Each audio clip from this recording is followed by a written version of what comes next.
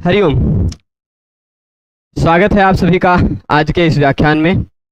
हम सभी लोग लघु सिद्धांत कौमुदी का क्रमशः अध्ययन कर रहे हैं और उस अध्ययन के क्रम में कल तक हमने अच संधि का पूरा अध्ययन कर लिया है।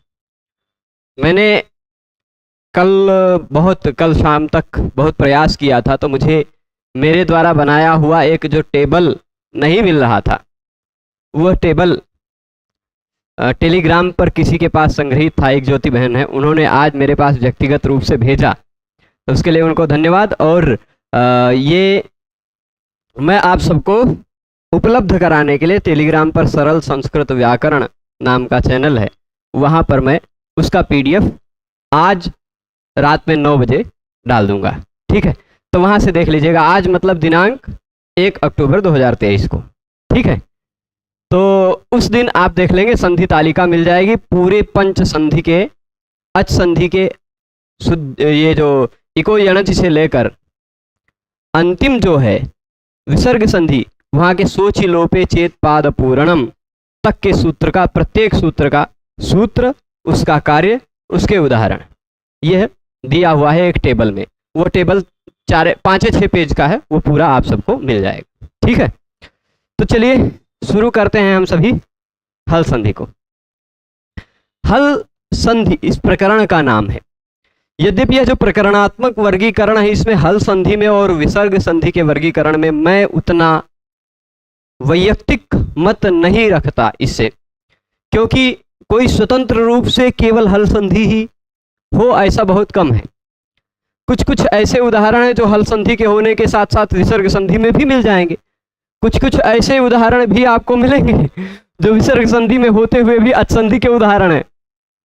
तो ये जो खिचड़ी है परस्पर, वह ध्यान में रखते हुए इसको समझने का प्रयास कीजिएगा। सामान्यतः हल संधि उसे कहते हैं जहां पर संधि यानी वर्णों में परिवर्तन का कार्य हल के स्थान पर हुआ हो। किसके स्थान पर हुआ हो? हल यानी व्यंजन वर्णों के स्थान पर परिवर्तन हुआ हो, बदलाव हुआ हो। अभी तक आप सब स्वर संधि यानी अच संधि में पढ़ रहे थे, जो कुछ भी बदलाव होता था वह ई हो, फिर कोई असवर्ण स्वर हो तो ई के स्थान पर या हो जा रहा। जो हो रहा है वह कुछ भी हो, पर जिसके स्थान पर हो रहा था वह क्या था? वह स्वर वर्ण ही था अभी तक के सभी नियमों में। पर अब हल संधि के जो नियम शुरू हो रहे हैं, इन नियमों में आप जो कुछ भी पढ़ेंगे, जो भी संधि के नियमों को आप जानेंगे, वह सभी नियम कहाँ कार्य करते हैं, किसके स्थान पर कार्य करते हैं? वह सभी नियम हल के स्थान पर कार्य करेंगे। हल यानी हय वरट के हा से शुरू करके हल सूत्र के ल तक जितने भी वर्ण हैं वह हल हैं। ठीक है, वो सभी क्या हैं? हल। तो हल संधि यानी हल के स्थान पर होने वाली संधि। ठीक है, अब इसमें कुछ जो नियम आएंगे, सबसे पहला नियम आ रहा है च्युत्व संधि का। वह च्युत्व संधि आप समझिएगा, यह इको यणच इत्यादि में यह निश्चित होता था कि पूर्व वर्ण कौन सा होगा, पर वर्ण कौन सा होगा। यहां यह निश्चित नहीं रहेगा, यह निश्चित नहीं रहेगा पूर्व वर्ण कौन सा हो, पर वर्ण कौन सा हो, पर कार्य निश्चित दिखाई पड़ेगा। क्या? स्तोह, चुना, चुह। स्तोह में आप जो दिखाई पड़ रहा है, इसके मूल शब्द को आप देखने जाएंगे तो मूल शब्द है स्तु। ठीक, मूल शब्द क्या है? स्तु। और चुना में भी मूल शब्द क्या है? यहां स्तु में भी मूल शब्द यही स्तु है। तो स्तु ये है क्या? स्तु और स्तु क्या है? यहां पर मैं आपको कई नियम जो पहले पढ़े हुए हैं उनको याद दिलाऊंगा। एक तो ये स का मतलब स ही होता है, ये आप जानते हैं। ठीक, इस स का मतलब ये श ही होता है, जानते हैं। पर तू, चु, ये जो दिखाई पड़ रहा है, इसका मतलब क्या है? तवर्ग और चवर्ग। किस नियम की यहां पर याद आई आपको? अणुदित सवर्णस्य चा प्रत्यय। सूत्र में यदि कहीं अण का ग्रहण किया गया हो, वह अविधीयमान हो, तो वह अपने सवर्णों का ग्रहण करता है। ठीक। और उदित, उदित का मतलब क्या? कु, चु, टु, तु, पु। अगर केवल सूत्र में क कह दिया गया है तो क अपने सवर्णों का ग्रहण नहीं करेगा, पर यदि सूत्र में कु कह दिया गया है तो वह उदित, उदित जो कु कह दिया गया वह क, ख, ग, घ, ङ सभी का ग्रहण कराएगा। अगर केवल च कह दिया गया तो वह अपने सवर्णों का ग्रहण नहीं करेगा, पर अगर चू उदित लगाकर कह दिया गया है, उ लगाकर कह दिया गया है, तो वह अपने सभी सवर्णों का ग्रहण करेगा। तो तू का मतलब क्या हो जाएगा? त, थ, द, ध, न। चू का मतलब क्या हो जाएगा? च, छ, ज, झ, ञ। और बाकी आप यहां भी चू वही का वही है। तो इस स्तोह में जहां पर स और तवर्ग आपको दिखाई पड़ रहा है, स्तोह का मतलब क्या हो गया? स और तवर्ग। यहां षष्ठी विभक्ति लगी हुई है। षष्ठी विभक्ति लगी होती है, कार्य किस उसी के स्थान पर होता है, ये आप जानते हैं। ठीक।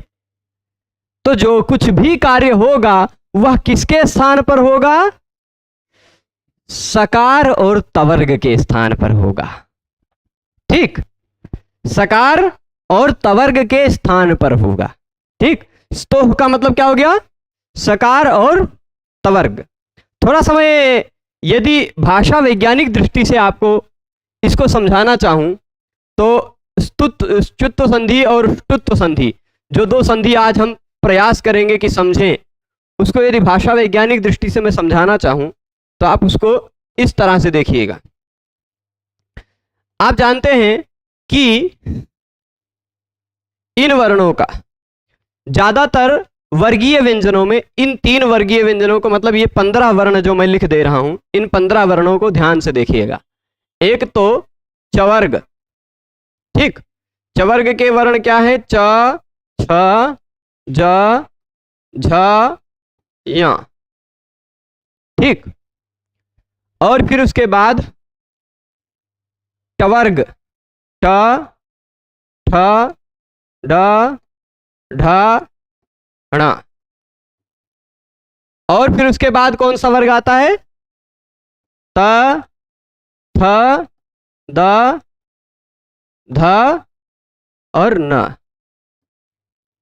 आज आप जो नियम पढ़ेंगे, 3 नियम, वह तीनों नियम इन वर्णों से। अच्छा, ये चवर्ग का उच्चारण स्थान क्या है? इधर लिख देते हैं। तालु उच्चारण स्थान वाला इसी लिस्ट में हम एक और जोड़ देते हैं। ठीक। इन सब का उच्चारण स्थान क्या है? इसी उच्चारण स्थान वाला एक वर्ण इधर और जोड़ देते हैं। ठीक। इसका उच्चारण स्थान क्या है? इसी उच्चारण स्थान वाला एक वर्ण इधर जोड़ दिया हमने। ठीक। अब आप थोड़ा सा यहां दंत होता क्या है, मूर्धा क्या होती है और तालु क्या होता है, ये समझें। ये समझ जाएंगे तो ज्यादा आसान होगा। जीभ आपकी थोड़ी अंदर है, जीभ अंदर है ना, उसको दांत तक पहुंचने में थोड़ा दूरी का तय करना पड़ता है। ठीक। दांत जो है, दांत से जस्ट ऊपर जो मसूड़ों का जगह है, जहां से दांत उगा हुआ है, जहां पर, उस जगह को हम तालु कहते हैं। च, छ, ज, झ यहां बोलेंगे तो मसूड़ों से हल्का सा ऊपर के ही जगह पर हम टच कर रहे होते हैं अपनी जिह्वा को। च, छ, ज, झ यहां बोल के देख लीजिए, हम अपनी जिह्वा को कहां टच कर रहे हैं? दांत से हल्का सा ऊपर। त, थ, द, ध न बोलने के लिए दांत पर टच कर रहे हैं। च, छ, ज, झ यहां बोलने के लिए दांत से थोड़ा सा ऊपर टच कर रहे हैं। ट, ठ, ड, ढ न बोलने के लिए और ऊपर टच कर रहे हैं। ट, ठ, ड, ढ, ण। ठीक। अब सभी लोग थोड़ा कम काम करना चाहते हैं, इसको थोड़ा सा वैसे देखें, लौकिक व्यवहार की दृष्टि से मैं कुछ बातें बता रहा हूं। ये पूरी बात आप समझ जाएंगे इन उदाहरणों से, फिर सूत्रों को समझेंगे। पूरी बात आप समझ जाएंगे। सूत्र जो कहता है वो पूरी बात आपको इन्हीं 2-3 उदाहरणों से समझ में आ जाएगा। एक उदाहरण यह है कि आप किसी को कहो थोड़ा ज्यादा दूर जाके काम करके आए, फिर थोड़ा और नजदीक जाके काम करके आए, थोड़ा और नजदीक जाके काम करके आए। ठीक, तीनों कामों में से वह नजदीक वाला काम जल्दी चुनेगा, है ना। अगर आप कोई भी वर्ण दांत से बोलना चाह रहे हैं, ठीक, मान लीजिए क्या है, ऐसे है, सत है और चित है। ठीक, अब सत और चित में त को बोलने के लिए आपको दांत तक जाना पड़ेगा, है ना, और च को बोलने के लिए दांत से थोड़ा सा ऊपर वाली जगह पर जाना पड़ेगा। तो जीभ को दांत तक पहुंचाना मतलब थोड़ा दूर यात्रा करवाना, और जीभ को दांत से थोड़ा सा ऊपर यानी और नजदीक ही रहना। तो वह ता को भी वहीं से बोल जाएगा जहां से चा को बोलेगा। सोचेगा कि वहां जाके यहां बीचों में आना है, तो दो वहीं रुक के दोनों का उच्चारण कर जाएगा। सत चित नहीं बोलेगा, सच चित हो जाएगा, सच चित। ता वहीं से बोल जाएगा जहां से चा बोलना है। ठीक, यही क्या होगा, अगर ता होता सत और टीका होता तो इस ता को वहीं से बोल जाएगा जहां से टा बोलना था, और ज्यादा दूर जीभ यात्रा नहीं करेगी, तात को दांत तक पहुंचेगी, जहां से टा बोलना षट टीका कर देगी, षट टीका, तब बोलने का आयास नहीं होगा। ठीक, ये बात समझ रहे हैं। अच्छा, इसको दूसरे तरह के उदाहरण से मैं बता देता हूं। ये तो जीभ की गति के आधार पर बता दिया कि जीभ त थ द ध न बोलने के लिए उसको सबसे ज्यादा दूरी करना पड़ता, उससे ज्यादा बाहर निकल करके वो नहीं बोलता कुछ। ऐसा नहीं है कि जीभिया होठवा पे टच करके कुछ बोलता हो, ऐसे कुछ नहीं बोलते ना। जीभ को सबसे ज्यादा दूरी यात्रा करनी पड़ती है केवल त थ द ध न और स बोलने में। ठीक, ये बात है ना। तो वो जीभ ज्यादा दूर नहीं जाना चाहती, वो कभी कभी तालू से ही उस ता थ द ध न का बोलने का प्रयास कर जाती, कभी कभी वो मूर्धा से ही कर जाती। ठीक, ये एक बात। दूसरी बात, थोड़ा व्यावहारिक दृष्टि से देखिएगा। घर वर में आप पारिवारिक माहौल में रहते हैं, तो पारिवारिक दृष्टि से देखिएगा। आप इन तीनों वर्गों में सबसे बाद वाला वर्ग कौन सा है? तीनों वर्गों में सबसे बाद वाला वर्ग कौन सा है? तथा दधना है ना, सबसे बाद वाला, यानी आप लौकिक दृष्टि से कह लीजिए तो सबसे छोटा भाई यही है ना। सबसे छोटा भाई है, ये बड़ा है, ये उससे छोटा या उससे छोटा, सबसे छोटा है ना। अच्छा, ये ध्यान भी देते होंगे, इसीलिए इसको बड़ा सा कहा जाता है, इसको छोटा सा कहा जाता है। अपने यहाँ गांव की भाषा में कहते हैं ना, ये बड़ा वाला सा या छोटा वाला सा कहते हैं, इस तरह समझ रहे हैं। तो ये सबसे पहले वाला वर्ग है, ये उसके बाद वाला, ये सबसे बाद वाला। सबसे छोटा वाला जो होता है ना, वो बड़े लोगों का पक्ष लेने लग जाता है। ठीक, अगर इसके साथ पड़ जाएगा तो इसकी तरह बात करने लगेगा, और इसके साथ पड़ जाएगा तो इसकी तरह बात करने लग जाएगा। यही स्तोष चुनाष्टु और टुनाष्टु सूत्र का सार है। ठीक है, छोटा वाला जो है, अब देखिए ताथा दधना अगर टाठा डढ़ना के साथ पड़ जाएगा तो वो टाठा डढ़ना जैसा हो जाएगा। ताथा दधना अगर चौथा जझैया के साथ पड़ जाएगा तो वह अपने बड़े भाइयों की तरह चौथा जझैया की तरह हो जाएगा। ठीक है, इस तरह से भी समझ लेंगे। यानी बदलाव किसमें होगा? ये दोनों बड़े लोग हैं, ये नहीं सुधरेंगे, ये नहीं बदलेंगे, बदलाव होगा केवल इसी में। ठीक, बदलाव किसमें होगा? केवल ताथा दाधना में या स में। ठीक है, ये इतनी बात समझे। तो इन 6 वर्णों के स्थान पर इसी को क्या कहा है? सूत्र में क्या कहा है? स्तोह। ठीक, ये स्तोह है कि नहीं? स और तवर्ग, स और तवर्ग, यही 6 वर्ण है ना। इन 6 वर्णों का यदि इन 6 वर्णों के साथ योग हो, किन 6 वर्णों के साथ? चू के साथ, श और चवर्ग किसके साथ योग हो? चुना। यदि चू के साथ योग हो तो इस स्तु के स्थान पर चू हो जाया करता है, यानी तथा दधना के स्थान पर चछया और स के स्थान पर श हो जाता है। ठीक है, और उसी के तुरंत बाद आगे आप सूत्र पढ़ेंगे स्टुनाष्टु। ठीक, यदि श और टवर्ग के साथ जुड़े हुए हो तो श और टवर्ग हो जाएंगे। ठीक है, यह पूरी बात दोनों सूत्रों का आप इस दृष्टिकोण से समझिएगा। ठीक है, अब चलिए, एक बात ये हो गई, तो आपने समझा कि सकार और तवर्ग के स्थान पर होगा, जो कुछ भी कार्य होगा वो किसके स्थान पर होगा?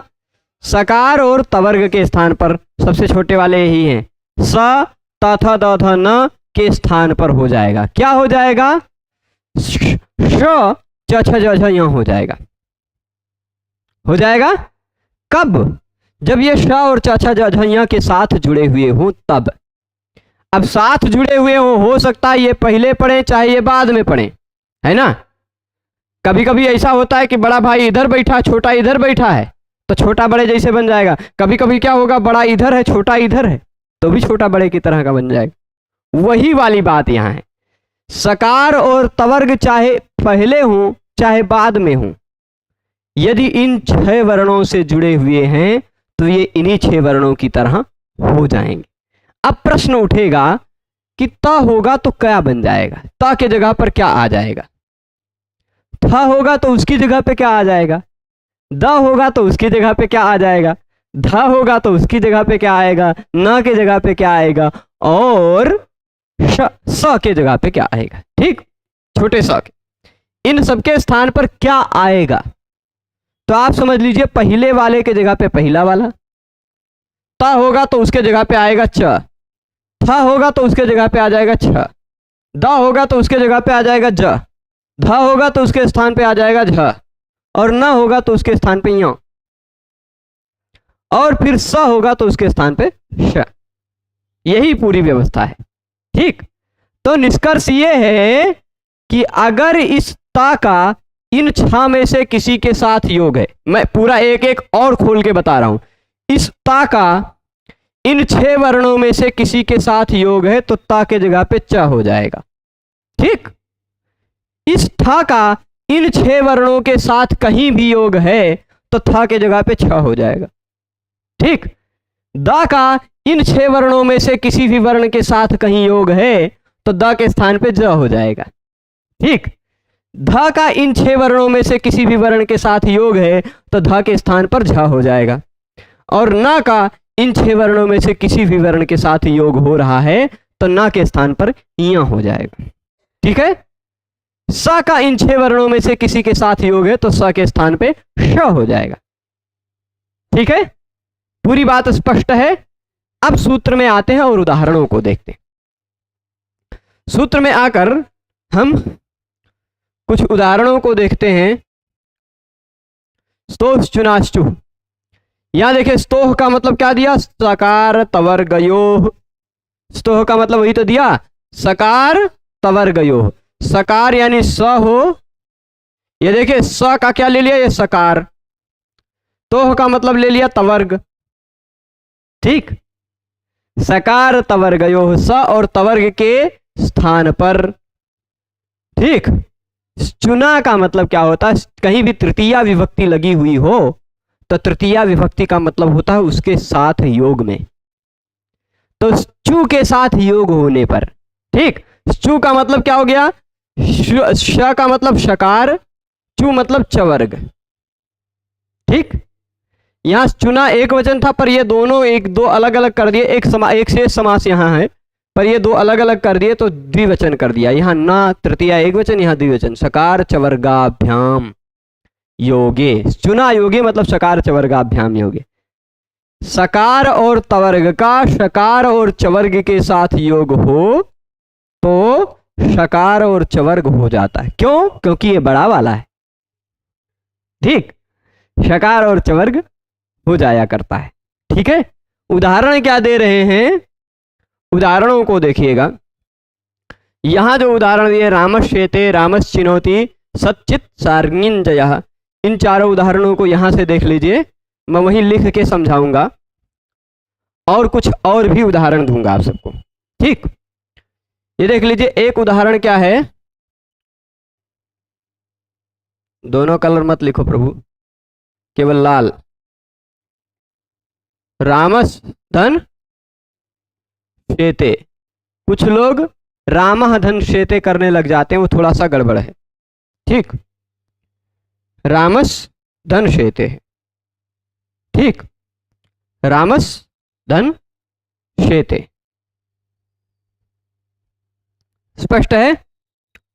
तो अब देखिएगा, आप कहेंगे रामसधन शेते क्यों है? रामहधन शेते होना चाहिए। रामस तो कोई शब्द नहीं है, रामह पद है। तो मैं आपको मूल रूप से बता दूं, यहां पर बहुत सारे लोग कंफ्यूज होते हैं। वैसे कर सकते हैं, रामहधन शेते भी करेंगे तो भी खरे विसर्जनीय से सह से विसर्ग के स्थान पर सा करना पड़ेगा आपको, फिर सा के बाद फिर सा को तो चुनाचु से श करना पड़ेगा। ठीक है, पर मूल रूप से आप वही मान लीजिए, बहुत ज्यादा बौद्धिक व्यायाम न करिए। राम है, उसके बाद प्रथमा विभक्ति एक वचन का सु प्रत्यय लगा है, सु औजस वाला सु, उस सु में से बचा हुआ है सा। ठीक, स बचा है, स सजुसो रू से रू होकर रू हो गया। बहुत ज्यादा व्यायाम है। स अगर शब्द का अंतिम वर्ण स होता हो, उसके जगह पे हो गया रू, रू का बचा र, र के जगह पे खरवसाने और विसर्जनीय, ये तुरंत बाद खर प्रत्याहार का वर्ण है, इसलिए र के जगह पे हो गया विसर्ग, तो बन गया रामः शेते। पर वह जो विसर्ग है, उस विसर्ग के तुरंत बाद खर प्रत्याहार का वर्ण हो तो विसर्ग के स्थान पर स हो जाया करता है। विसर्जनीय शह, वह सूत्र आप विसर्जनीय से सह सूत्र आप पढ़ेंगे आगे। ठीक, वो सूत्र आएगा तो बताया जाएगा। तो उस विसर्ग के जगह पे आ गया स। अभी तक का हमारा काम नहीं था, अब काम आया, रामस धन शेते। तो यहां आप देख रहे हैं छोटा वाला कौन सा है, बड़े वाले के साथ जुड़ा हुआ है कि नहीं? सकार तवर्ग में से कोई एक होना चाहिए, ये रहा। सकार चवर्ग में से कोई एक होना चाहिए, ये रहा। तो ये रूप बदल लेगा। ठीक, ये रूप बदल लेगा। कैसा हो जाएगा? स के जगह पे क्या आएगा? ठीक, तो ये क्या हो जाएगा? ऐसे स के जगह पे ये वाला श आ जाएगा और शेते जोड़ लिया जाएगा, रामस शेते बन जाएगा, दोनों एक साथ जोड़ के। ठीक, अब आपने कहा, आपने सोचा कि ये तो स का श के साथ योग हो तो ही दिखाया, पर स का चवर्ग के साथ भी योग होगा तो भी यही होगा। देख लीजिए, जैसे अगला उदाहरण मैं आपको दिखा दूं, रामस है धन चिनोती है। क्या है? रामस धन चिनोती। अब रामस चिनोती वही वाली प्रक्रिया है, पूरा सू था, सू का रू हुआ, रू का र बचा, विसर्ग हो गया, विसर्ग को विसर्जनीय से सा हो गया। ठीक, रामस चिनोती। अब यहां देखिए, सकार या तवर्ग में से कोई एक है, ये रहा। शकार या चवर्ग में से कोई एक होना चाहिए, ये रहा चवर्ग। तो इस सकार या तवर्ग के स्थान पर ही बदलाव आएगा, वो क्या हो जाएगा? अब स के स्थान पर कभी भी बदलाव आए, यदि चू के साथ योग होने पर, तो स के स्थान पर तो श ही होगा। ठीक, तो क्या बन जाएगा? ये श हो गया, ची इसी में जोड़ देते हैं। ठीक, चिनोती बन जाएगा रामस चिनोती। ठीक, इस तरह रामस शेते और रामस चिनोती ये आपने बना लिया। तो आप समझे क्या? स के स्थान पर ही बदलाव होगा या त थ द ध न के स्थान पर ही बदलाव होगा। ठीक, और जो बदलाव होगा ना, वह बदलाव में जो कुछ भी आएगा, बदलाव में क्या आएगा? जो कुछ भी आएगा वह उसी सीरियल नंबर का आएगा। स के जगह पे आएगा तो श ही आएगा। च छ ज झ यहाँ के स्थान पे आए, त थ द ध न के स्थान पर आएगा तो उसी सीरियल से च छ ज झ यहाँ आएगा। आप कैसे कहेंगे कि ये कैसे आएगा? तो कई यथासंख्य मनुदेश समानाम से भी कर सकते हैं, और स्थानेन्तरतमः लगाना चाहें तो आप बहुत ज्यादा वैसा आंतर्य नहीं लगा करके, पर फिर भी बाह्य प्रयत्न वाला आंतर्य लगा सकते हैं। ठीक, कैसे? तो आप कहेंगे कि यहां देखिएगा, इधर ये त जो है ना, त अल्प प्राण है, अघोष है। अल्प प्राण अघोष त के जगह पे अल्प प्राण अघोष च हो जाएगा। ठीक, ये महाप्राण है, अघोष है, इस महाप्राण अघोष थ के जगह पे महाप्राण अघोष छ हो जाएगा। ठीक, अल्प प्राण और घोष, अल्प प्राण घोष अननुनासिक के स्थान पर अल्प प्राण घोष अननुनासिक हो जाएगा। ये महाप्राण है, घोष है, तो यहाँ महाप्राण और घोष है। ये अल्प प्राण है, अनुनासिक है, इसके जगह पे अल्प प्राण अनुनासिक हो जाएगा। ऐसा भी बाह्य प्रयत्न के आधार पर भी आप देख के कह सकते हैं। ठीक, ये महाप्राण है ना, महाप्राण है और उसके साथ साथ विवार श्वास अघोष है, तो ये भी महाप्राण है, विवार श्वास अघोष है। ठीक है, ऐसा बाह्य प्रयत्न के आधार पर भी आप मिलाकर कह सकते हैं। यदि बाह्य प्रयत्न पहले ध्यान से पढ़ा है तो अच्छे से समझ में आएगा। रामश्चिनोति आपने देख लिया, रामश्चेते आपने देख लिया। अब इसके बाद एक उदाहरण दिया है अगला, वह उदाहरण है ऐसा, सत और चित। सत और चित जोड़ेंगे, क्या बन जाएगा? ता के जगह पे क्या हो जाएगा? क्या अब देखिए, यहां सकार या तवर्ग में से कोई एक होना चाहिए, है, सकार या तवर्ग में से कोई एक है। उसके तुरंत बाद शकार या चवर्ग में से कोई एक होना चाहिए, है। तो इस सकार या तवर्ग के स्थान पर इस शकार या चवर्ग में से कुछ आ जाएगा। ता के जगह पे कुछ आएगा तो क्या आएगा? ये वर्ग का पहला वर्ण है, इसके स्थान पे आएगा तो वर्ग का पहला ही आएगा, तो ता के स्थान पे आ जाएगा च, सच और चित। जोड़ लीजिएगा तो बन जाएगा सच्चित। ठीक, क्या कैसा बन जाएगा? ऐसा, सच्चित, ऐसा ही बनेगा ना। ठीक है, अब इसके बाद ये तो कहा कि आपने, चलिए त का उदाहरण दे दिया, आपने ता का उदाहरण दे दिया ना। फिर यहां पर खरीच भी इत्यादि नियम लगता है व्यंजन संधि में, और आगे समझेंगे तब जानेंगे। यदि यही लिखा रहने देते हैं, भी आगे चले जाते हैं। ठीक, यदि यही सतजन होता तो दो नियम लगते हैं यहां। एक तो शब्द का अंतिम वर्ण झल है, झलाम जशोंते, इस नियम से झल के स्थान पर इसी वर्ग का तीसरा वर्ण हो जाता। ठीक है कि नहीं? उसी वर्ग का तीसरा वर्ण, तो ता के जगह पे द हो जाए। और दूसरा नियम कहता है कि ता के जगह पे च हो जाए। ठीक, दोनों नियम झलाम जशोंते और उसको स्तो चुनाश्चु, यदि आप देखेंगे तो झलाम जशोंते आपको मिल जाएगा कहां पर? छठे अध्याय में शायद मिलेगा, नहीं 8-2-39 पे मिलेगा। ठीक, झलाम जशोंते 8-2-39 में मिलेगा, और ये 8-4-40 पे मिलेगा। ठीक, तो 8-2-39 वाला सूत्र का कार्य हम पहले कर लेंगे। ठीक, तो क्या हो जाएगा? जस हो जाएगा, ता को द हो जाएगा, तो सद जन। आप कहेंगे सत और चित में काहे नहीं हुआ? तो चित में क्या था? चित का पहला वर्ण च था, जो कि खर प्रत्याहार में आता है। वहां खरी च, इस नियम से वर्ग का पहला ही अक्षर बचता, खरी च। ठीक है, यहां तुरंत बाद में खर नहीं है। वो थोड़ा संधि के नियमों को और समझेंगे तो आगे समझ जाएंगे। पर यहां ज है, वहां च था। ठीक, तो यहां नियम लग जाएगा ये, पर वहां क्या था? खरीच रोक लेता उसको, तो द को हो गया। और इस द के जगह पे तो चुनाश्चु, देखिए तवर्ग है, उसका चवर्ग के साथ योग है, तो तवर्ग के स्थान पर क्या हो जाएगा? चवर्ग का ज हो जाएगा, द के जगह पे ज, सज्जन।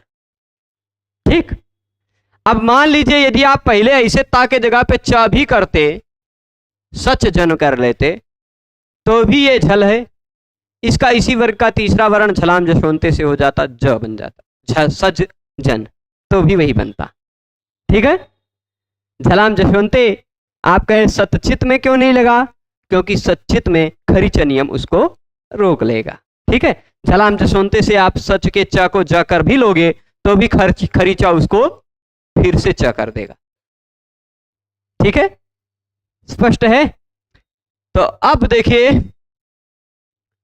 मिटा काहे दिए, इसको रहने देते हैं। सतजन का आप बना लिए क्या, सज्जन, ठीक है, डबल जा हो जाएगा। ताको जा, पहले ताको दा कर लेंगे, फिर उसको जा कर लेंगे, ठीक है। इसके बाद आगे देखिएगा, आगे और उदाहरण देंगे हम आपको। खाली ता का उदाहरण दिया हमने, ता के जगह पे च हो जाता, यह उदाहरण आपको मिल गया। स के स्थान पे श हो जाता है, यह उदाहरण आपको मिल गया। एक उदाहरण और दिया जो है, वह उदाहरण है शार्ङ्गिन जय।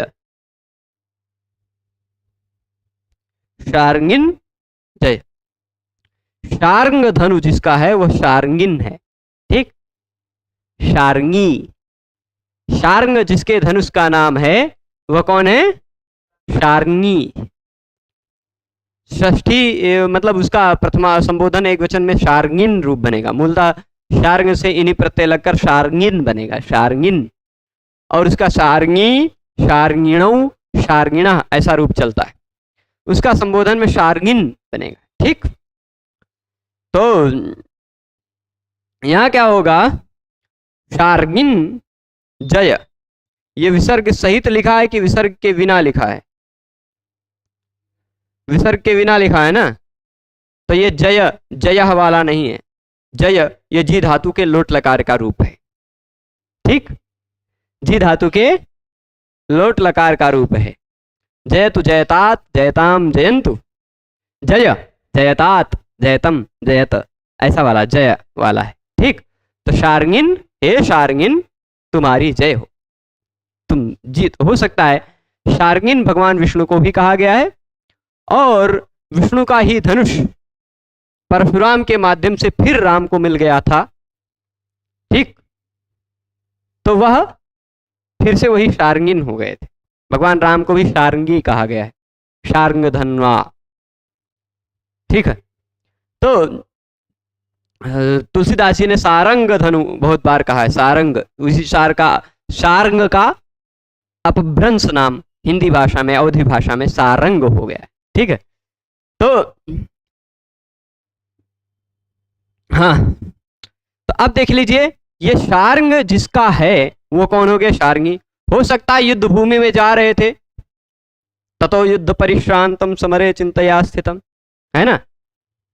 रावणं चाग्रतो दृष्ट्वा युद्धाय समुपस्थितम, तभी अगस्त्य जी आ गए। उपगम्या ब्रवीद रामम अगस्त्यो भगवान। हो सकता है अगस्त्य ने ऐसे आशीर्वाद दिया हो, शार्ङ्गिन जय, हे शार्ङ्गिन तुम्हारी जय हो, है ना, ऐसा आशीर्वाद दिया हो। जीतने के लिए ये तो आए थे सूर्य देने साधना, आदित्य हृदय स्तोत्र, ठीक है। तो वह आशीर्वाद हो गया, शार्ङ्गिन जय, शार्ङ्गिन तुम्हारी जय हो, ठीक है। तो अब देखिए यहां पर न है, सकार या तवर्ग में से कोई वर्ण यहां कौन सा दिखाई पड़ रहा है, छोटा भाई, छोटा भाई यही दिखाई पड़ रहा है ना, न। उसके तुरंत बाद बड़े भाइयों में से कौन सा दिखाई पड़ रहा है, चाचा जजा, यहाँ में से ज दिखाई पड़ रहा है। योग हो गया तो ये भी अपने बड़ों वालों की तरह बन जाएगा, पर ये अनुनासिक था तो अनुनासिक ही होगा, यानी चछ जछ यहाँ में से ही कोई बन जाएगा। पर न के जगह पे क्या होगा, तो न के जगह पे ऐसा वाला यहाँ आ जाएगा, ऐसे हो जाएगा शार्ङ्गिन, शार्ङ्गी जय, ठीक। इसको जोड़ के लिख दीजिएगा, शार्ङ्गी जय। उसी तरह लिखा हुआ दिखाई पड़ रहा होगा आपकी पुस्तक में, ठीक। इतना उदाहरण तो इन्होंने दे दिया है ना। इसके बाद और भी उदाहरण मैं देख लेता हूं।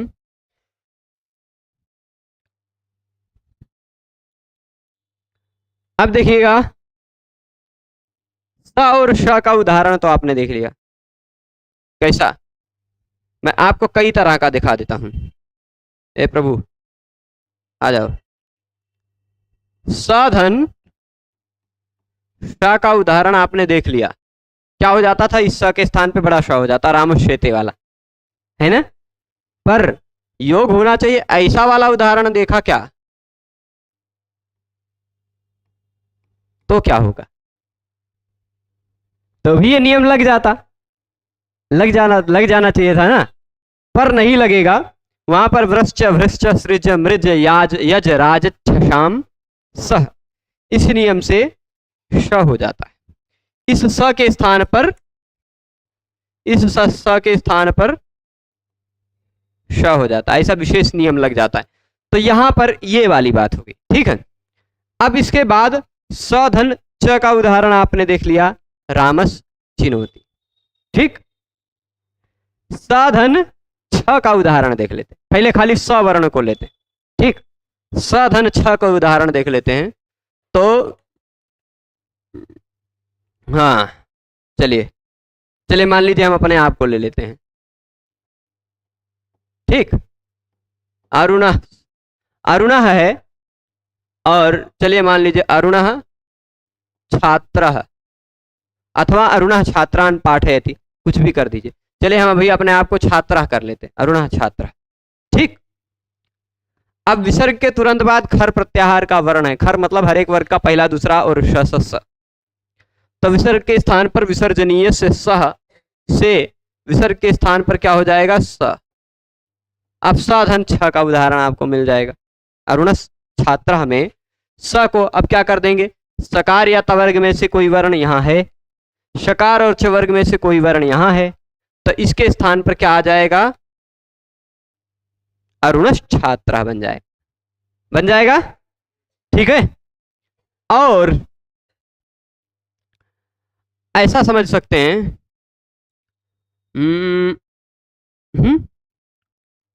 श और ज का उदाहरण देख लेते हैं, पेजे पेज बढ़ाते जाते हैं, देख लेंगे प्रभु आप।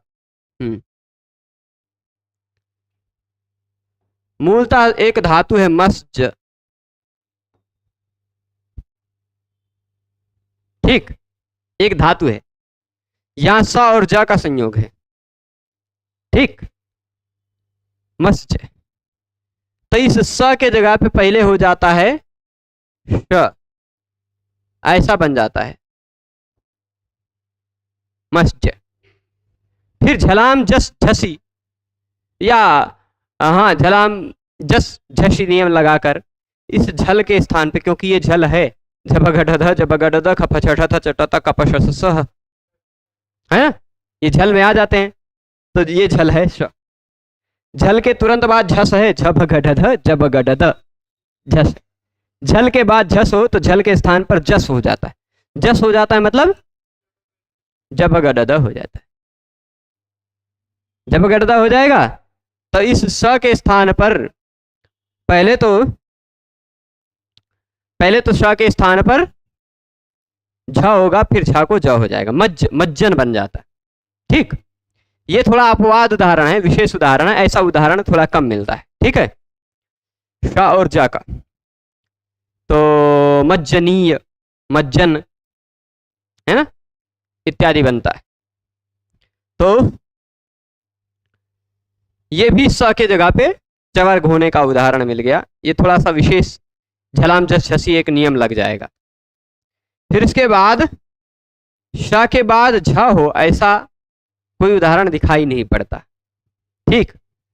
और स के बाद यहां भी हो, ऐसा भी कोई शब्द मिलता नहीं, ठीक, क्योंकि किसी भी शब्द का अंतिम वर्ण एक शब्द में स भी हो, उसके तुरंत बाद यहां हो, ऐसा तो कोई शब्द मिलता नहीं।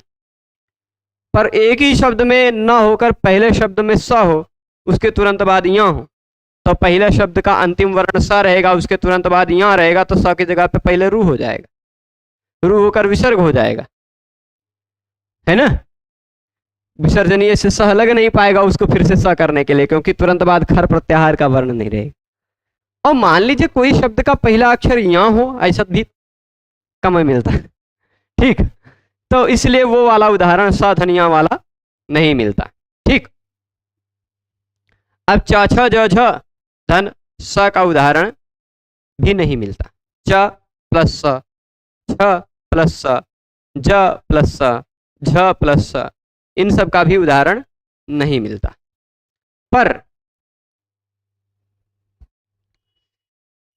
अब यहां पर क्या हो जाता है, कभी कभी त धन स का वह उदाहरण मिल जाता है।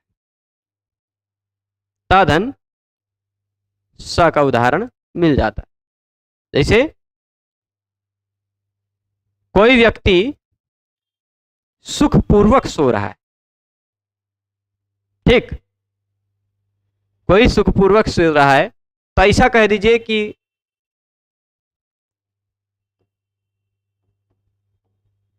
सुखात, ठीक, क्या हो जाएगा, तुरंत बना रहे हैं इसको उदाहरण को, शयितः, इतना सुख मिल गया उसको कि सो गया, ठीक। त धन स सुखात शयितः। अब यहां समास करेंगे तो सुख सहिता हो जाएगा, पर समास नहीं करना हमें। यहां हमें देखना तवर्ग या चवर्ग में से कुछ है, तवर्ग यहां है और स या चवर्ग में से कोई यहां है, स या तवर्ग में से कोई यहां है, स या चवर्ग में से कोई यहां है, तो योग होकर इसके जगह पे कोई बदलाव आना चाहिए कि नहीं, आ जाएगा च, तो सुखाच शयितः, सुखाच शयितः ऐसा हो जाएगा। 3-4 रूप, 1-2 रूप और भी बन जाएगा। होगा क्या, छोटी नियम लग जाएगा, स के जगह पे छ भी हो जाएगा विकल्प से, तो सुखाच छयितः भी बन जाएगा, सुखाच छयितः, है ना, विकल्प से, वो वाला। तो वो वाली बात बाद में, पर पहले त के जगह पे यहां च हो गया, त धन श होने पर भी त के जगह पे च हो जाएगा। बहुत सारे उदाहरण मिले ना आप सबको। फिर इसके बाद और कुछ उदाहरण हम देख लें यहां संकलन में से।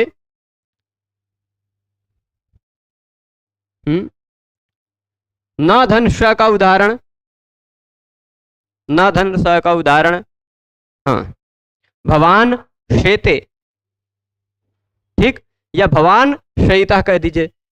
सुखात की जगह क्या कर देते, भवान, यहां कोई बैठ के सो रहा है उसके लिए कह दीजिए, ठीक, भवान शयितः, ऐसे किसी के लिए कह दीजिए, काहे सो गए प्रभु। तो अब भवान में न के बाद श है, तो इस न के जगह पे क्या हो जाएगा, यहां हो जाएगा, भवाई शयितः, भवाई शयितः।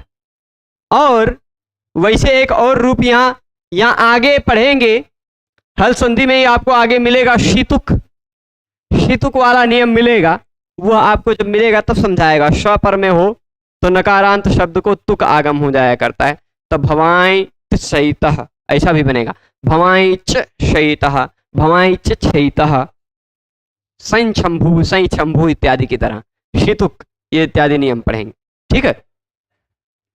तो अब इसके बाद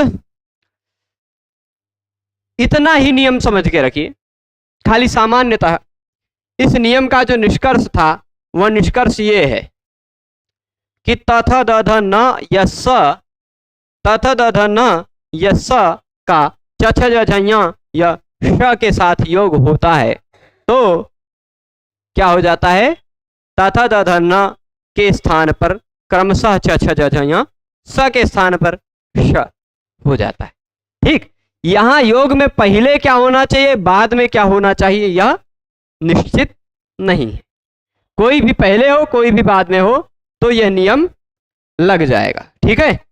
इसके बाद अगला नियम, अगला सूत्र देख लीजिए। पहले यहां पर आ जाते हैं लघु सिद्धांत कौमुदी जी के पास, देख लीजिए, आप समझ गए होंगे। सकार तवर्गयोः, क्या लिखा है, सकार तवर्गयोः, यानी पहले होना चाहिए सकार या तवर्ग, ठीक। उसके तुरंत बाद क्या होना चाहिए, शकार या चवर्ग, पहले या बाद में, या कोई भी हो, कोई भी पहले हो कोई भी पहले बाद में हो, ठीक। तो शकार या तवर्ग का शकार या चवर्ग के साथ योग होने पर शकार और तवर्ग के स्थान पर शकार और चवर्ग हो जाया करता है, यानी स के जगह पे श, तवर्ग के स्थान पे चवर्ग हो जाया करता है, ठीक। जैसे रामस शेते था, स के जगह पे श हो गया, रामस चिनोती था, स के जगह पे श हो गया, सत चित था, त के जगह पे च हो गया, शार्गिन जया था, न के जगह पे यहां हो गया, ठीक। इतने उदाहरण दिया। अब अगला उदाहरण आप अष्टाध्यायी में निकाल कर देखेंगे 40 के बाद,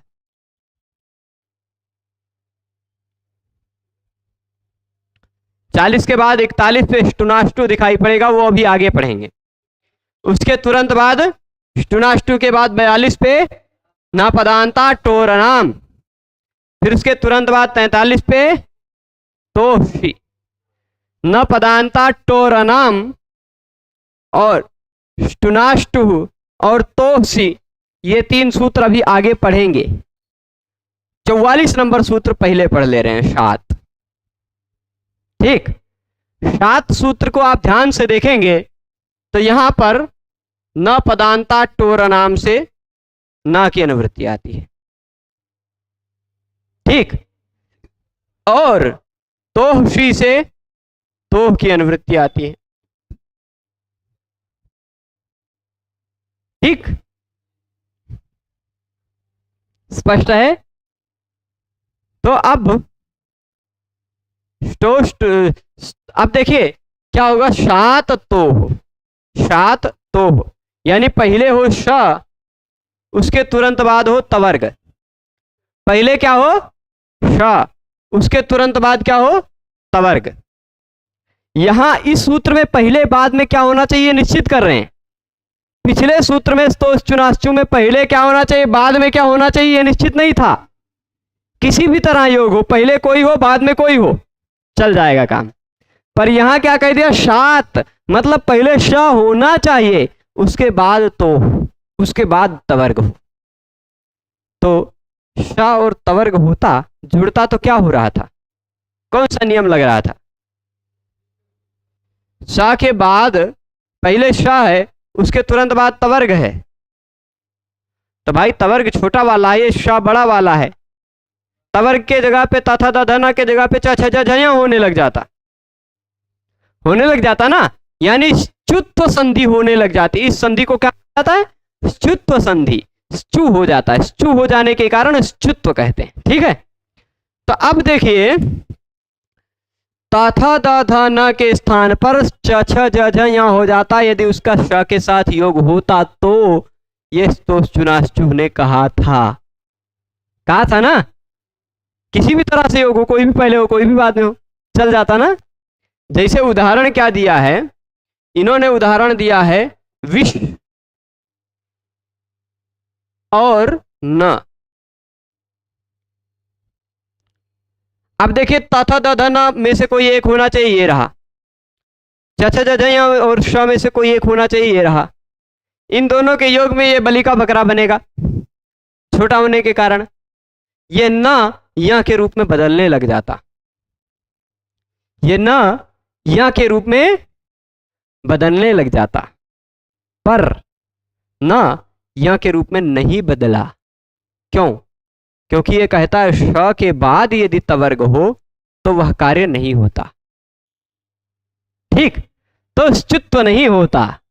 तो आप देखिए विष्णु प्रश्न, प्रश्न और न था, तो श के साथ न का जुड़ाव है, फिर भी न के जगह पे य नहीं हुआ। विष्णु प्रश्न, यहां कौन सा नियम लगा, शात। अब यही देख लीजिए, यदि यहां क्या है, ये कहे यज याच रक्ष विक्ष प्रक्ष रक्षोनंग, ऐसे करके सूत्र है। यज याच विक्ष प्रक्ष रक्षोनंग, यज धातु से नंग होता है, राज धातु से नंग होता है, फिर प्रक्ष धातु विश्व धातु, इन सबसे नंग प्रत्यय होता है, रक्ष धातु। तो मान लीजिए विश्व धातु से नंग हुआ तो विष्णु बन गया, पर यही यज धातु से अगर वही नंग प्रत्यय का न जुड़ा होता तो क्या बनता, यहां शात नियम लगता क्या, यहां शात नहीं लगता। पहले श होना चाहिए, उसके बाद तवर्ग होना चाहिए। पहले श होना चाहिए, उसके बाद तवर्ग हो तो च्युत्व नहीं होता। पर श और तवर्ग नहीं है, तो श के सिवाय किसी दूसरे वर्ण के बाद तवर्ग है, तब तो चुना चुभ लग ही जाएगा। ठीक, तो न के जगह पे चवर्ग होकर यहां हो जाएगा, यज्ञ, न जा यहां जोड़कर ज्ञ बन जाता, यज्ञ। ठीक है, समझ गए। यदि यही राजन शब्द है, ठीक, कौन सा शब्द है? जब आप राजन शब्द के शब्द रूप की सिद्धि पढ़ने लगेंगे अजंत पुल्लिंग में, हलंत पुल्लिंग में, तो राजन में अल्लोपो न एक नियम उस राजन के ज के आ का लोप कर देता है। ठीक, यदि उसकी भ संज्ञा हुई हो तो, यानी टा प्रत्यय रहेगा, या फिर टा प्रत्यय स्वर वर्ण से शुरुआत होने वाला टा के बाद का कोई भी नहीं, शस शस टा, फिर उसके बाद ngस, ये सब जो प्रत्यय हैं जिनमें स्वर वर्ण शुरुआत, शस में भी अस बचता है, गे में भी ए बचता है, ngस में भी अस बचता है, ठीक, आम में भी आ है, जिसका शुरुआत स्वर वर्ण से हो, ऐसा प्रत्यय यदि तुरंत बाद में रहेगा तो राजन के अ का लोप हो जाता है, अल्लोप होना से। ठीक, तो राजन बन गया। इसके बाद टा प्रत्यय का आ है। अब आप बताइए सकार या तवर्ग में से न है कि नहीं? सकार और तवर्ग में से न है, शकार और चवर्ग में से, तो न का के जगह पे क्या हो जाएगा? ठीक, न के जगह पे यहां हो गया राज्यां, बन जाता तृतीया में राज्ञां, राजभ्याम, राजभी बनता है ना। यहां भी तो चुनाचू लगा है। ठीक है, ऐसे बहुत सारे उदाहरण आपको मिलेंगे। हाँ चलिए, कालिदास जी का एक उदाहरण आ गया, यज याच, उसमें याच धातु भी है। याच धातु के बाद भी अगर वही नंग प्रत्यय लगा होता फिर टाप भी हो गया होता। ठीक, तो यहां भी शात लगता क्या? क्योंकि श तो नहीं है, श नहीं है, इसलिए शात नहीं लगता। तो च के बाद आने के कारण न के जगह पे फिर क्या हो जाता? ठीक, याच्या, इसी का स्त्रीलिंग में याच्या प्रयोग होता है, याच्या, याच्या मोघा वर मधुगुणे नाधमे लब्ध कामा। कालिदास जी ने प्रयोग किया है कि मेघ कहता है यक्ष से कि आप तो भाई अधिक गुण वाले हो, आप लोगों से मैं याचियां करूं, आपसे मैं याचियां करूं मतलब कुछ मांग रखूं, वह बेकार चले जाए तो भी अच्छी बात है, लेकिन अधम व्यक्ति से याचियां करना बेकार है। किसी अधम व्यक्ति से कुछ याचियां कर दिए, वह याचियां पूर्ण हो गई तो भी वह उचित नहीं, पर किसी उत्तम व्यक्ति से याचियां कर दिए, वह याचियां अपूर्ण रह गई तो भी अच्छी बात है।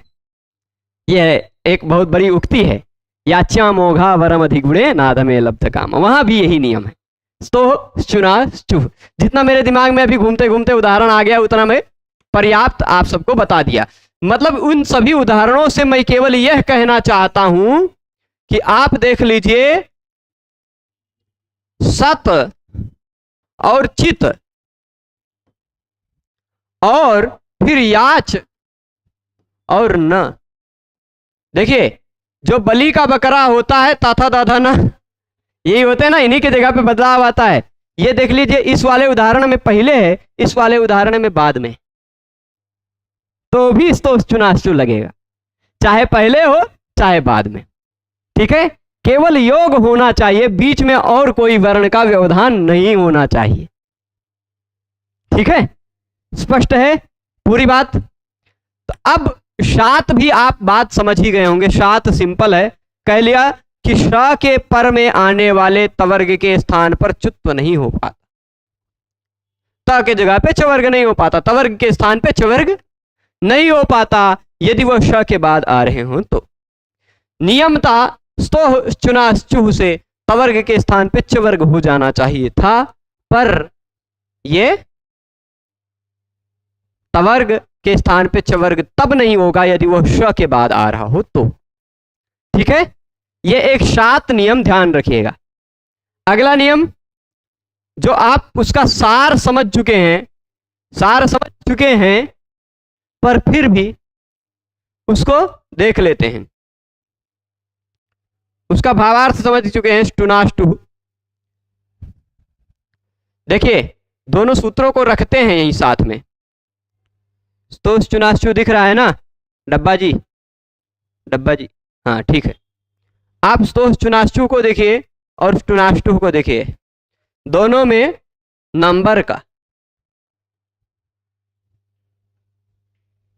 ठीक। तो आप देख लीजिए, अगर टुना वाली बात कह दी तो यानी चुना की अनुवृत्ति नहीं आएगी, अगर स्टुह कह दिया यानी चूह की अनुवृत्ति नहीं आएगी, ठीक। इकार है, इनकी अनुवृत्ति नहीं आएगी, नहीं आएगी ना, पर स्तोह की तो अनुवृत्ति आएगी, है ना, क्योंकि और कुछ तो कहा नहीं। स्तोह चुनाश्चुह, सकार और तवर्ग का शकार और चवर्ग के साथ योग होता है तो शकार और चवर्ग हो जाता है। अब फिर आगे क्या कहा, शकार और टवर्ग के साथ योग हो तो शकार और टवर्ग हो जाता है। किसका, किसके स्थान पर, तो स्थानीय तो वही है, बलि के बकरे, मैंने बताया ना, छोटे वही हैं, बड़ों की तरह उनको बदलना पड़ेगा, ठीक। तो सकार और तवर्ग का अनुवृत्ति आएगी, देखिए स्तोह इसीलिए लिख के आया यहां वृत्ति में, स्तोह यानी सकार और तवर्ग के स्थान पर शकार और टवर्ग के साथ योग होने पर शकार और टवर्ग हो जाता है। यह सार मैं आपको उस नोट पे बता चुका हूं, यहां पर, यहां देखा होगा आपने, देखा था ना, ये देख लीजिए, ता के जगह पे हो जाएगा टा, थ के जगह पे हो जाएगा ठ, द के स्थान पे हो जाएगा ड, ध के स्थान पे ढ और न के स्थान पे ण, स के स्थान पे श। कब, यदि इन छहों वर्णों का इन छहों में से किसी भी वर्ण के साथ योग हो तो, ठीक है, इन छहों में से किसी के साथ भी योग हो गया तो ये 6 बेचारे बदल जाएंगे, ठीक। ये क्या कहते हैं, गिरगिट भी 2-3 कलर बदलता है ना, वैसे ये भी बदलते हैं। और सबसे बड़ा गिरगिट ये वाला मिलेगा आपको, विसर्ग, वो 8 तरह का रंग बदलता है, ठीक, 8 प्रकार से उसके स्थान पे परिवर्तन होता है। ओ भावश्च विवृत्तिश्च शशसा रेफ एव च जिह्वा मूलमुपद्मा च गतिरष्ट विधोष्मणः। पाणिनीय शिक्षा की कारिका के आधार पर विसर्ग संधि जब पढ़ेंगे तो विसर्ग के 8 प्रकार के परिवर्तनों को जानेंगे। विसर्ग के जगह पे कब क्या हो जाता वही जान ले तो पूरा विसर्ग संधि जान जाएगा, वो आसान है हल संधि की अपेक्षा। तो ता के जगह पे क्या हो जाएगा, टा। कब, यदि ता का योग इन 6 वर्णों में से किसी के साथ हो तो। थ के जगह पे ठ हो जाएगा यदि थ का योग इन 6 वर्णों में से किसी के साथ हो। द के जगह पे ड हो जाएगा यदि द का योग इन 6 वर्णों में से किसी के साथ हो, ठीक। ध के जगह पे ढ हो जाएगा यदि ध का योग इन 6 वर्णों में से किसी के साथ हो तो। और न के जगह पे न हो जाएगा यदि इन 6 वर्णों में से किसी के साथ उसका योग हो, टाठा डढ़ा और श में से। स के जगह पे श हो जाएगा यदि स के साथ सा का योग इन 6 वर्णों में से किसी के साथ हो तो, ठीक है। यही टुनाष्टुः नियम का तात्पर्य है। चलिए यहां फिर से आ जाते हैं। स्तोह टुना योगे टुः स्यात्, वृत्ति भी समझ गए होंगे ना, ये भी सात परस्य तवर्ग से च्युत्व न, श के पर में आने वाले तवर्ग को च्युत्व नहीं यानी चवर्ग नहीं होता, ठीक। टुनाष्टुः सकार तवर्ग के स्थान पे शकार और टवर्ग के साथ योग होने पर शकार और टवर्ग हो जाया करता है, ठीक। उदाहरण देखिए, अब योग यहां भी वही वाली बात है, मतलब पहले कोई भी वर्ण हो बाद में कोई भी वर्ण हो, ये कोई यणज की तरह नहीं है, एचो वायावाह की तरह नहीं है कि पहले ए होना चाहिए बाद में ही स्वर वर्ण होना चाहिए, ऐसी कोई बात नहीं है। यहाँ पहले कोई भी हो बाद में कोई भी हो, ठीक। केवल योग इन्हीं का होना चाहिए, शकार या तवर्ग का शकार या टवर्ग के साथ योग होना चाहिए, ठीक है। अब जैसे यहां कई लोग बैठे हैं लाइन में, ठीक, कई लोग बैठे हैं ना। अब यहाँ एक राम जी भी बैठे हैं, दूसरे नंबर पे बैठे हैं ना इस लाइन में, दूसरे नंबर पे। अगर राम जी 6ठे नंबर पे बैठे होते तो हम क्या कहते, प्रथमा द्वितीय तृतीय चतुर्था पंचमा षष्ठा, हम क्या कह देते, रामः षष्ठः। राम जी 6ठे नंबर पे हैं, 6ठे कौन है, राम, ऐसे कह सकते थे ना। तो क्या हो जाता, रामः ऐसा है, मूल रूप में क्या है, रामः षष्ठः। वैसे रामा षष्ठा कहीं नहीं है, रामा प्रथमा है, सब जगह राम जी प्रथम ही रहते हैं, भगवान राम हमारे। पर अब कोई राम नाम का व्यक्ति हो जो किसी कक्षा में 6ठे नंबर पर बैठा हो, या हो सकता है कि परशुराम जी कितने भाई थे, शायद अपने छठे, अपनी माता के छठे थे क्या, हो सकता है। या फिर बलराम जी तो छठे नहीं थे, वो तो सतवें थे, नहीं तो उनको भी राम कह देते, वो सप्तम थे, रामस सप्तमः। ठीक, तो अब हाँ ये देखिए यहाँ दिवेश जी मिल गए, ये छठे हैं, अपने पिताजी के छठे पुत्र हैं दिवेश जी। ठीक, तो हम दिवेशः षष्ठः कह सकते हैं, दिवेशः षष्ठः, तो क्या हो जाएगा दिवेशः षष्ठः। अब क्या होगा राम षष्ठः, मान लीजिए इनका राम नाम होता, ये छठे हैं। ठीक, 6 भाई हैं, 6 भाइयों में सबसे छोटे हैं तो छठे हैं। तो अब देखिए राम षष्ठः, वैसे ही मान लीजिए इनका राम होता तो राम षष्ठः, पर अब इनका नाम राम है नहीं, है ना, इनका राम है नहीं। इनके पूरे परिवार में अनुप्रास अलंकार चलता है, सभी के सभी ईश ईश ईश वाले हैं। ये दिवेश हैं, ये इनके भाई धर्मेश हैं, परमेश हैं, ऐसे सब हैं, 6 भाई ऐसे ऐसे हैं। तो ये इसलिए राम नहीं है। पर मान लीजिए राम होते तो राम षष्ठा कह सकते थे कि नहीं। अब देखिए राम में जो विसर्ग है, विसर्ग के तुरंत बाद क्या दिखाई पड़ता है, विसर्ग के तुरंत बाद जो श दिखाई पड़ता है वो खर प्रत्याहार का वर्ण है, खर प्रत्याहार का वर्ण है। तो विसर्ग के तुरंत बाद खर प्रत्याहार का वर्ण आता हो, यानी ख फ छ ठ थ च ट त क प श स, इनमें से कोई आता हो तो विसर्ग के स्थान पे दंत स हो जाया करता है, विसर्जनीय से सह, इस नियम से। तो ये राम न रह जाता, रामस रह जाता, रामस षष्ठा। अब आप बताइए यहां दिखाई पड़ गया आपको सकार या तवर्ग में से कोई वर्ण, सकार या तवर्ग में से कोई वर्ण दिखाई पड़ा आपको, सकार दिखाई पड़ा। उसके तुरंत बाद शकार या टवर्ग में से कोई वर्ण दिखना चाहिए, दिखा शकार, तो इसके स्थान पर क्या हो जाएगा, ये भी कलर बदल लेगा, उसी की तरह हो जाएगा, ये भी ऐसे आधा श बन जाएगा। ठीक, तो राम षष्ठा, ऐसा क्या हो जाएगा, 3 श मिल जाएंगे आपको एक। ठीक, पर एक श फिर उसके बीच में अ, फिर श और ठ, रामस षष्ठः। ठीक है, यहां रामस को इसी के साथ जोड़ दीजिएगा, हो जाएगा। ठीक है, अब इसके बाद ये वाला उदाहरण तो आपने बना लिया, बन गया रामस षष्ठा के बाद आपने। अब फिर मान लीजिए राम षष्ठा नहीं होते, राम जी चल रहे होते तो टेक्री गतौ, एक धातु है गति अर्थ वाला, गच्छति।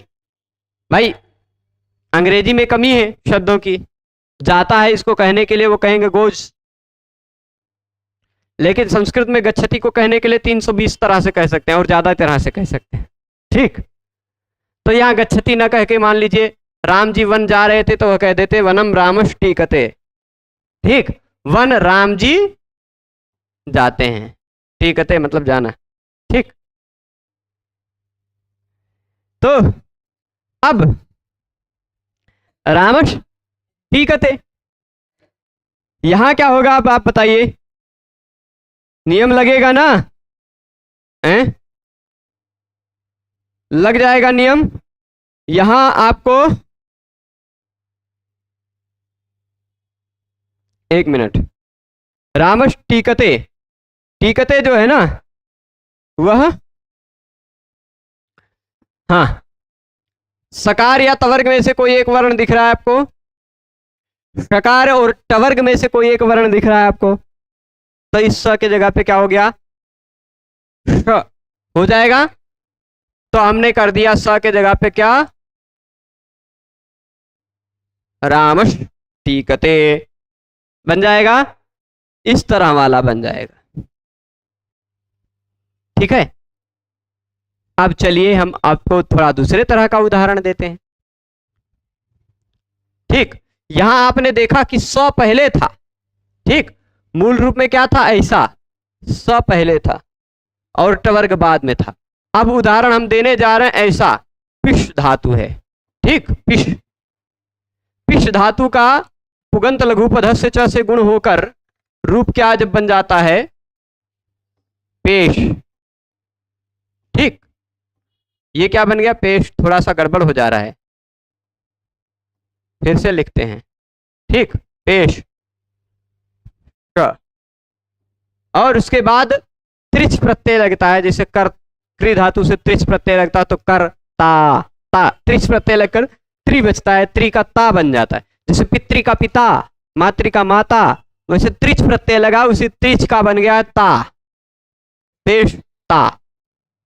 यहां देख रहे थे आपको जिसके स्थान पे बदलाव होना है छोटा वाला इधर मिल रहा है, यहां पे आपको इधर मिल रहा है, तो भी बदलाव उसी के जगह पे होगा। ता के जगह पे क्या हो जाएगा, ता वर्ग का पहला अक्षर है, उसके जगह पे वर्ग का पहला अक्षर ट हो जाएगा।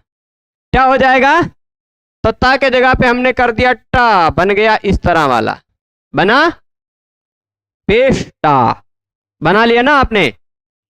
किसी को कोई दिक्कत पेश टा तक बनाने में? अब इसके बाद एक उदाहरण और क्या दिया, तत् टीका। अब ये ता जो था, ये प्रभु भागो, हाँ। अब एक उदाहरण कौन सा है, मान लीजिए तत् और टीका, तत् टीका, मूलतः तद है, उसका खरीच से द को ता हो गया है, या मूलतः तत् मानिए, उसको झलान जसवंते से दा करके फिर ता कर लीजिए, कोई दिक्कत नहीं, ठीक। दोनों ता और द मतलब वर्ग का प्रथम वर्ण और तृतीय वर्ण दोनों वाले रूप मिलते हैं, तत् तद दोनों, ठीक है। तो तत् टीका हो गया। यहां ता के जगह पे क्या आ जाएगा, तो हो जाएगा तट टीका। इसी टा और टा को जोड़कर यहां ऐसा लिख दिया, ठीक है, तट टीका बन जाएगा। कोई दिक्कत इतने में नहीं ना। अब थोड़ा सा जैसे शार्ंगिन जया कहा था, वैसे अब शार्ंगिन नहीं कहेंगे, शारंग धनुष का तो उदाहरण दे दिया, अब चक्र आया है ना, चक्रिन। जिसके पास शार्ंग है वो शार्ंगिन, जिसके पास चक्र है वह चक्रिन, चक्री, मूलतः चक्रिन इन्हीं प्रत्यय लगता है, बनता है चक्रिन। जैसे करिन का करी है ना, दंडिन का दंडी, वैसे चक्रिन का चक्री रूप बनता है, चक्री। वही संबोधन एक वचन में उसका चक्रिन रूप बनेगा, चक्रिन, ठीक। यहां लिख देते हैं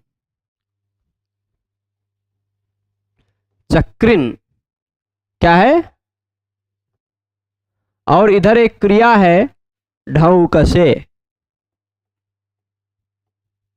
ढौकते, ढौकेते, ढौकनते, ढौकसे, ढौके थे, ढौकधे, ढौके, ढौका वहे, ढौका में, ये भी गच्छति वाले अर्थ में है।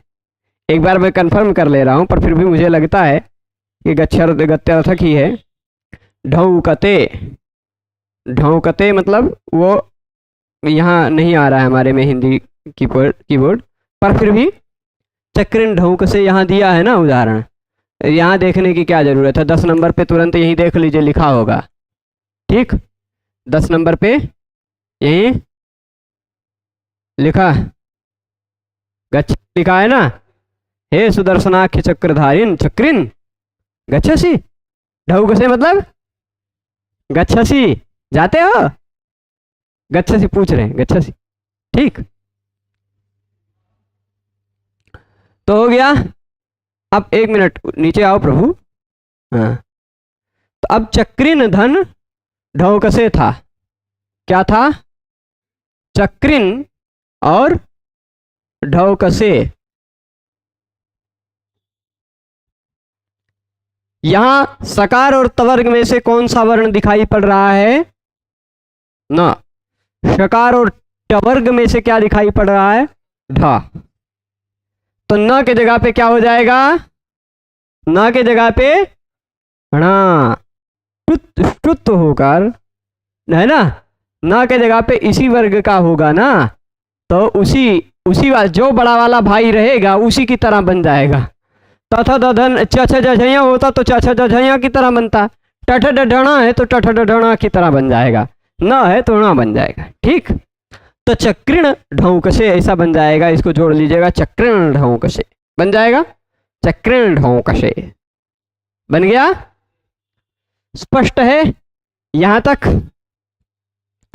अब इसके बाद के जो नियम हैं, न पदांता टोरनाम से लेकर के जो नियम हैं उन नियमों को हम कल पढ़ेंगे। ठीक है, 3 नियम ष्टुत्व, श्चुत्व और ष्टुत्व संधि हमने पढ़ ली। ष्टुत्व संधि का निषेध भी कहाँ होता, वह एक नियम है, वो पढ़ लिया। अब ष्टुत्व संधि के निषेध को पढ़ेंगे। ठीक, तो मतलब नाष्टु का जो निषेध है न पदांता टोरनाम, वो समझेंगे कल के व्याख्यान में। सभी लोग पूरे व्याख्यान में जुड़े रहे, उसके लिए सभी को बहुत बहुत धन्यवाद। कल पुनः मिलेंगे। नमो नमः।